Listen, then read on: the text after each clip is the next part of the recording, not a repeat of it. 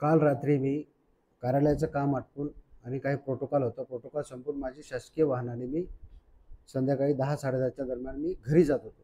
घरी जात असताना मला विजय चौकामध्ये एक रेतीचं वाहन सापडले. ती वाळूने भरलेलं होतं आणि ती गाडी अडवली मी. म्हटलं तुझ्याकडे रॉयल्टी काय?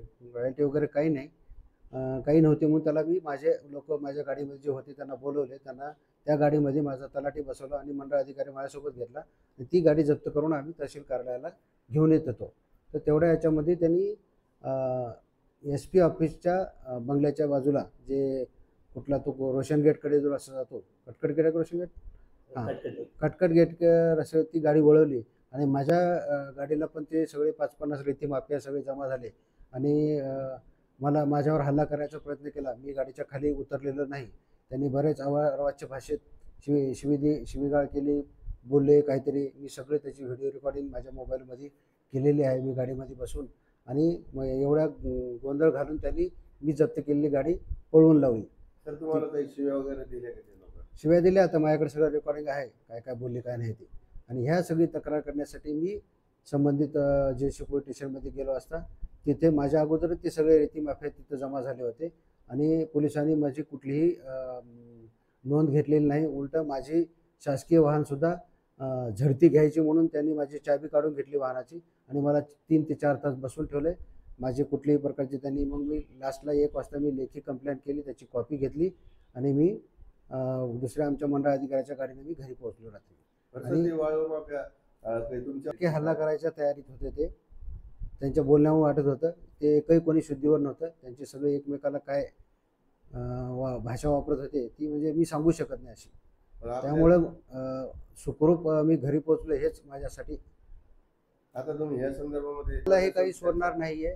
यांच्यावर गुन्हे दाखल केल्याशिवाय मी चूप बसणार नाही आणि यापुढे माझी कारवाई चालूच राहणार आहे. यासोबत जिल्हाधिकारी साहेब मी काय कोणी मला धमकी दिली म्हणून मी काय वाहनं पकडणं बंद करेल हे त्यांचा गैरसमज आहे. हे कारवाई चालूच राहील, याच्यापेक्षा आणखी कडक राहील चालू.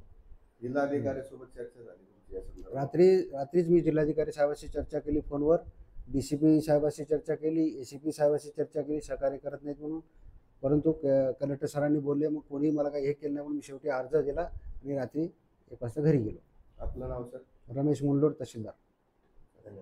आणि हद्द हा काही नसतो, तालुका हा एकच आहे त्याच्यामध्ये आणि हद्द कुठंच कायम झालेली नाही. अप्पर तहसील आणि तालुका एकच आहे. तालुका असल्यामुळं आम्ही त्यांच्या जाऊ शकतो, तिकडचे येऊ शकतात. आता माझ्या समोर जर एखादा गुन्हा घडतोय तर हद्द नाही म्हणून सोडून देणं हे काय चूक नाही. भरलेली गाडी होती, मी पकडून आणत होतो आणि रात्री पण तसंच झालं होतं. शहरभर सर अवैधपणे वाळू चालू आहे ना, वाळू गाळे चालू आहे. त्यांची काय रॉयल्टी नो रॉयल्टी नाही. रात्री लोक हे सगळे रात्रीच धंदे करतात. हे वाळूवाल्याचा धंदा रात्रीच असतो. दिवसभर आम्हाला ऑफिस असतं. आम्ही काय रात्री जास्त फिरू शकत नाही. आठवड्यातून 1 दिवस देऊ शकतो, दररोज तर आम्ही नाही फिरू शकत. पथकाला बाकी तहसीलदाराला जुमानत नाहीत तर बाकीच्यांना जुमानाचा विषयच नाही आहे. बाकी मंडळ अधिकारी हे सगळं अंगावर काट्या खातात. शिवीगाळ वगैरे मारहाण ते आता किरकोळ झाले असं म्हणायची वेळ आली. संदीप पवार का आरोप है आपने उनको गन बताया बोलते उनका ऐसा कहना है? मेरे पास कोई भी गन नहीं थी, रात को कुछ भी नहीं था. गन है मेरे पास, घर पे थी. कल गाड़ी में कुछ भी नहीं था, मेरे पास भी कुछ नहीं था और गाड़ी अभी भी पुलिस स्टेशन में है. मैंने काय के ऊपर से लिए गाड़ी, मेरे को समझ में नहीं आया अभी तक. संबंधित वाळू जे तस्कर जे आता तुमच्या समोर येऊन तुम्हाला धमकी देत होते, त्याच्यामध्ये संदीप पवारचं नाव पुढे येते. संदीप पवारच आहे तो मेन, तो पोलीसवाला आहे.